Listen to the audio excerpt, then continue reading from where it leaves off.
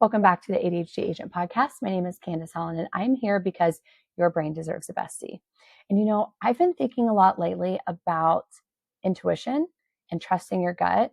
And that's one thing this past year I have been really intentional about doing because, especially with ADHD, we tend to be people pleasers. We tend to feel like we have to over explain or over analyze. We feel like we have to get advice and tips from other people to validate what we're feeling because we just don't quite tend to trust ourselves enough. That imposter syndrome creeps up and that people pleasing creeps up. And up until 2025, I felt that to the max. And I'll continue to share more and more about that and be really vulnerable because that's where we can truly connect and that's where we all can learn and grow. And I want to bring on guests onto the show who believe the same thing, that the more vulnerable they are and the more that they can share about their story and their journey and what they did well and what they didn't do well, we can all learn and grow from that. And so I'm going to share a little bit about my experiences this year and how I'm using that to grow and move forward. And maybe it'll help you a little bit too. Just to kind of sum up a few things, this year, I started the year in the spring with 9 people on my real estate team. And I had this vision and this goal and where I thought we were going. And my gut wasn't truly aligned. I did feel a sense of I'm not exactly where I'm supposed to be. And I'll dive more into that in another episode. But as the months kind of went on, I began to feel worse and worse. And things began happening where it was clear to me that what I was feeling was facts and I should have trusted myself, because when we, ignore our God-given gut feeling that will literally lead us down the right path or at least to the next steps, when we ignore that, it creates stress, it creates anxiety. I feel it in my chest gets tight, I feel queasy in my stomach, I can't sleep at night, and it's all I think about until I trust myself and make that next decision. And ultimately, that's how we build confidence. And, maybe you make that next move and it's not exactly what you thought it would be.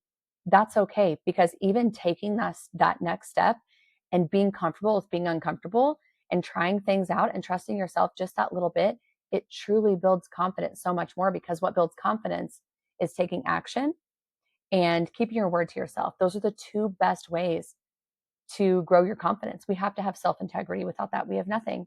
And so if you say you're going to do something, then do it. You will literally see your confidence grow day by day by day, move by move. And one day you're going to trust yourself so much more. But taking it back a little bit to, my team experience, I really started to feel like I was meant to have a micro team. I wanted to have my transaction coordinator. I wanted to have a showing assistant, myself, maybe one other agent, but it had to be someone who was experienced and someone who could take the reins and do their own thing. And while I ignored that for several months, the consequence of that, I felt very heavily. And so did a lot of other people on my team, and my heart just wasn't in it.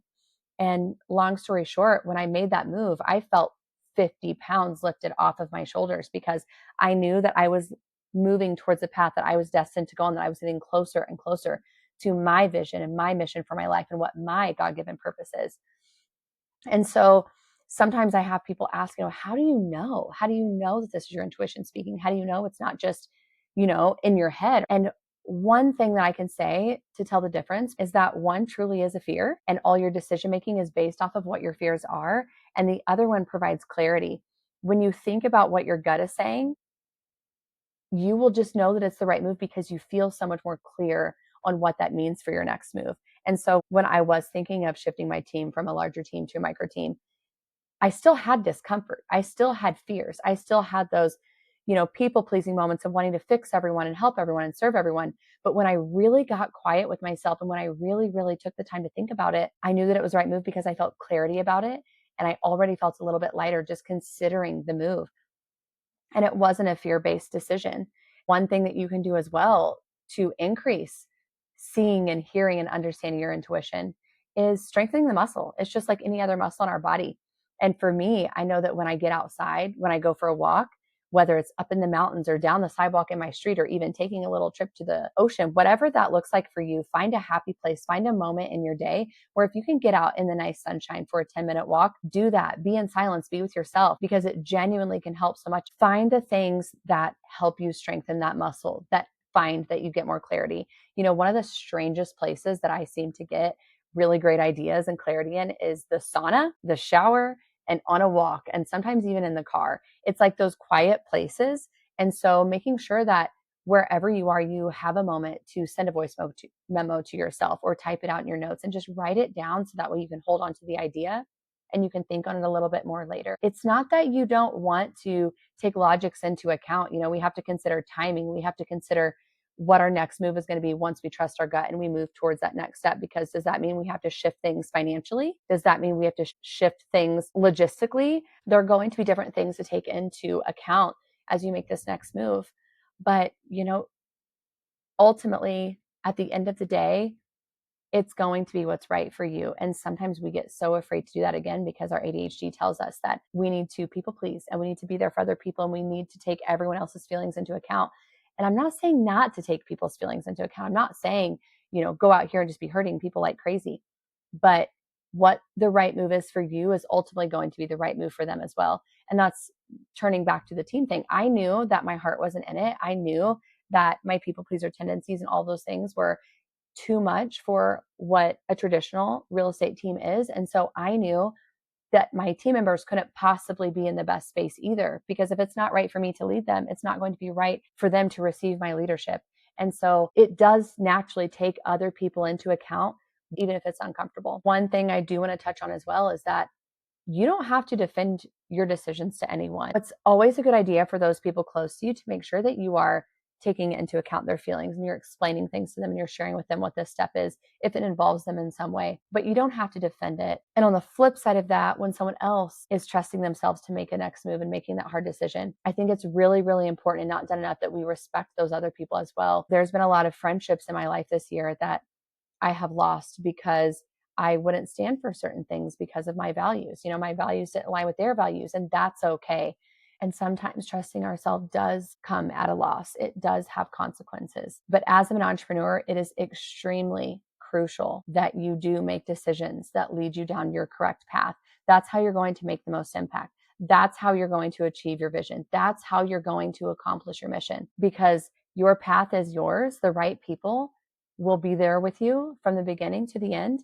And let's not forget that some people are just there for a season. Some experiences are there for a season. Some positions are only there for a season. And when we truly take a second to step back and be grateful for the lessons we've learned, for the time that we've had, whether it was something that ended on a good note or a bad, we can still take good from it. I'm not the person that believes everything happens for a reason. I think that's a silly phrase.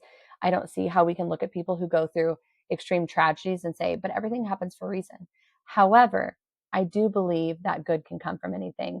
And although I have, and I'm sure some of you have as well, experienced some really low lows this year, and maybe even in previous years too, we can still take good from it. We can take lessons from it. We can take future decisions and have more education towards making the right one based off of that. We can learn from financial decisions. We can learn from friendships. There's so many different things that we can take with us to that next phase. So for anyone who is struggling with a really tough decision or trusting yourself on this next move, and maybe it's scary, maybe it's uncomfortable, maybe it puts you in a tight financial decision, maybe it puts you in a tough situation with a friend or a mentor or a coworker, an employee, an employer, with your spouse, whatever the case may be, settle into that discomfort, trust yourself, and make the next move, because ultimately you are going to be better for it.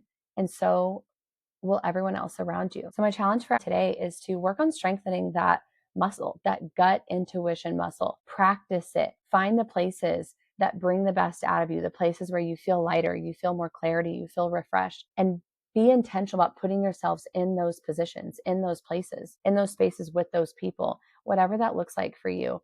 Because when you do that, your business and your life and your finances and everything else, every area of life will substantially improve.